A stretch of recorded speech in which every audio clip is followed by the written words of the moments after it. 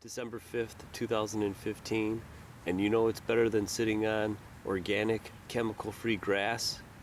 It's sitting on a do-it-yourself organic living garden bench. Alright, here is the bench from a distance, and I'll just show you the reason why I built it. I had a concrete bench, the top broke, so I was reusing the pedestals for them. I always use cedar. Don't use womanized wood if you want to keep it organic.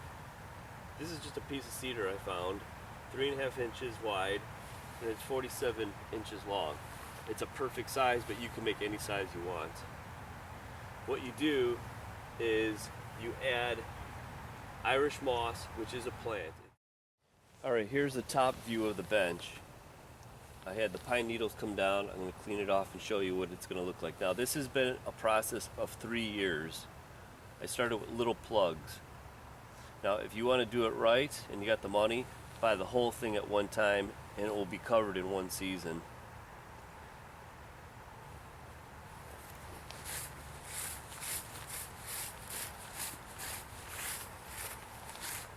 Now, the common name for this plant is called Irish moss. It's Slant subulata.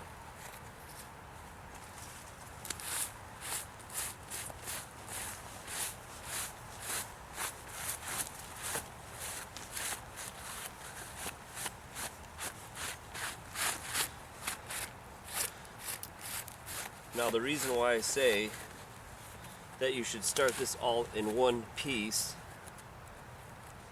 is because sometimes when you have a harsh winter, it dies back. I've been fortunate this year, in the last couple years, we've had milder winters and there's no dieback with it. Okay, I started with little plugs. One here, 3, 4, 5, 6, 7, 8, 9. I did 10 little plugs, about an inch or two, and they're slowly starting to grow. That's why I said do it all at one time, buy it, and you're going to enjoy the bench the first year. Now, there's a couple things to note. You want to put holes, obviously, for drainage in it. The other thing is that if you have it in sunlight, full sun, it's going to dry out quicker and it's going to be a little bit harder to maintain. I have it in part sun, part shade, so it does get some sun, enough for it to grow, but not enough for it to dry out. And it's an organic living garden bench. There you go, I love it. Now, hopefully it's going to come through the winter time. It's going to probably fill in the corners of the bench.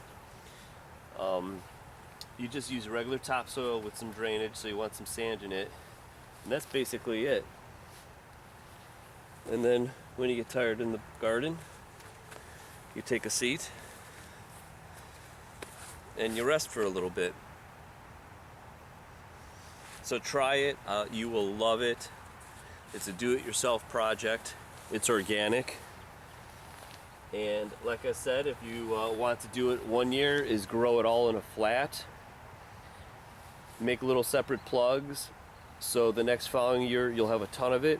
Or I say just go out and buy it and fill the whole thing up in this first season, and you're going to have a bench the first year. So there it is, your do-it-yourself, DIY, organic, living garden bench. Now here's a close-up of it. What you could do is you could take a vacuum if you want to pick up the real small stuff, give your kids a project, and they could pull the stuff out. You could blow it off if you want with a leaf blower, and you can experiment too. If you want, which I wouldn't recommend, you could try a different medium, which would be this moss. It might not be as soft, but remember, moss is kind of fickle depending on the pH of your soil. So I would stick with the Irish moss, which is not a true moss, remember, it's a plant, Slant subulata, and there's also a golden form of this. If you want it to look really unusual, which I love golden plants, but it's not, it doesn't take the winter as hard as the green form of it, but you could try it and it'll look fantastic, and all your friends will be asking about it. Alright, one way you could spruce it up is you get some bulbs. You can do crocuses, whatever kind you want. This is a snowdrop, which is Galanthus nivalis. And what you want to do is you put them along the sides in the back, not in the front because you want to sit on the bench. And you just plant them down into the soil. And they're going to come up for you. Nature's surprises. They're already coming up because the ground is warmer than it usually is.